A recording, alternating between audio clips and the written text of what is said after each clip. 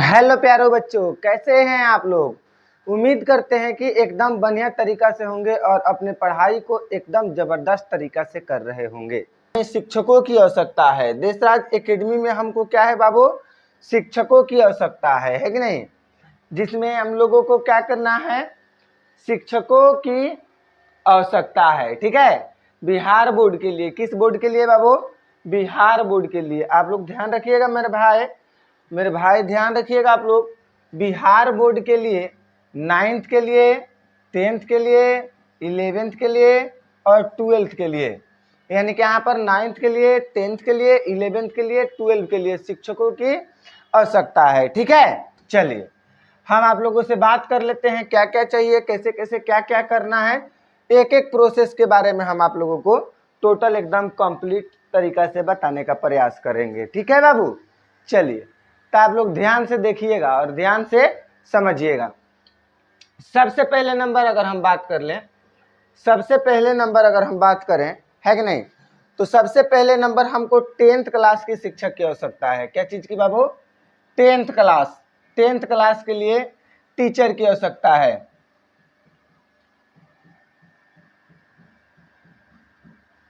10th class की teachers की आवश्यकता है। इसमें किस किस विषय के टीचर की आवश्यकता है, तो 10th क्लास में हमको मैथ की टीचर की आवश्यकता है। कौन सी बाबू, कौन सी क्या चीज की टीचर की आवश्यकता है, मैथ के। अगर कोई मैथ पढ़ाते हो, अगर कोई टीचर मैथ पढ़ाते हो, तो अगर मैथ पढ़ा रहे हैं तो मैथ के टीचर की आवश्यकता है। ठीक है, और उसके बाद में और भी बात करें तो 10th क्लास में संस्कृत, क्या चीज के लिए बाबू, संस्कृत।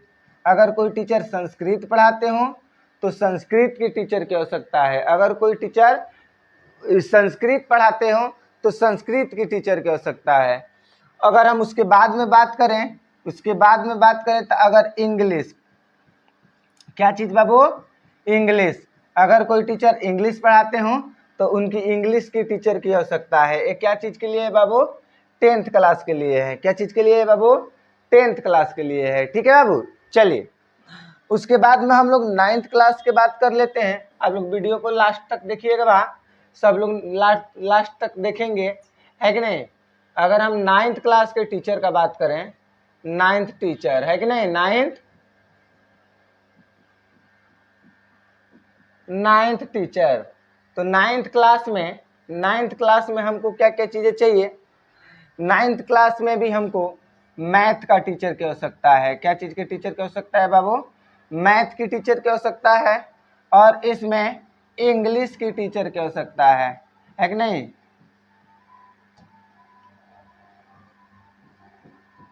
इसमें इंग्लिश की टीचर की आवश्यकता है। ठीक है, यानी कि 9th क्लास में मैथ पढ़ाने वाले टीचर चाहिए और 9th क्लास में इंग्लिश पढ़ाने वाले टीचर की आवश्यकता है। ठीक है बाबू, अगर और हम बातचीत करेंगे, ध्यान दीजिएगा, और हम बातचीत करेंगे थोड़ा सा हम क्या करेंगे बाबू, बातचीत करेंगे। आप लोग थोड़ा सा ध्यान से देखिएगा। देखिए अगर हम बात करें यहाँ पे, अगर हम बात करें 11, क्या चीज की बात करें बाबू, 11th और 12th का, 11th और क्या चीज का बाबू, 12th का। तो 11th और 12th में हमको भौतिकी पढ़ाने वाले टीचर चाहिए। ठीक है, कौन सी बाबू, भौतिकी पढ़ाने वाले टीचर चाहिए। यानी कि अगर कोई फिजिक्स पढ़ा रहे हैं तो फिजिक्स का टीचर चाहिए, 11th के लिए भी और 12th के लिए भी। ठीक है, चलिए उसके बाद में अगर हम बात करें, है कि नहीं, उसके बाद में हमको रसायन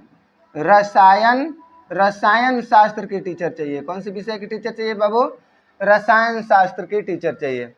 और उसके बाद में अगर हम बात करें तो हमको इंग्लिश का टीचर चाहिए। क्या चीज की चाहिए बाबू, इंग्लिश का टीचर चाहिए। क्या चीज का बाबू, ध्यान दीजिएगा, इंग्लिश का टीचर चाहिए। ठीक है, क्या चीज के लिए, तो 12 हो गया। कौन सा विषय हो गया बाबू, 12th हो गया और 11th हो गया। आप लोग ध्यान में रखिएगा, 11th और 12 की बात करते हैं। अब हम बात करते हैं टीचर लोगों को क्या सैलरी मिलेगी, किस प्रकार से रहना है, किस प्रकार से पढ़ाना है और किस प्रकार से किस तरह से काम करना है।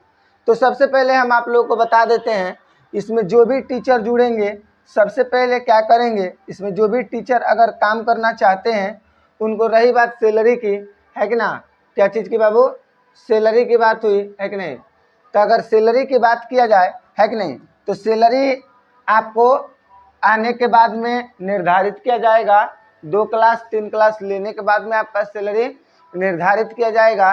और आपका अगर हम बात कर लेते हैं पढ़ाने का टाइमिंग की बात कर लेते हैं, तो अगर आप चाहते हैं, है कि नहीं, अगर आप चाहते हैं, क्या बाबू, अगर आप चाहते हैं फुल टाइम वर्क के लिए, फुल टाइम मतलब कि पूरा टाइम वर्क के लिए, तो यहाँ पे आपको रहने का भी व्यवस्था मिलेगा, यहाँ पर आपको खाने का भी व्यवस्था मिलेगा, यहाँ पर सब कुछ का आप लोगों का व्यवस्था दिया जाएगा। यानी कि यहीं पे रहना है और यहीं पे खाना है, यहीं पे सोना है, मतलब कि एकदम पूरा फुल टाइम यहीं पे रहना पड़ेगा।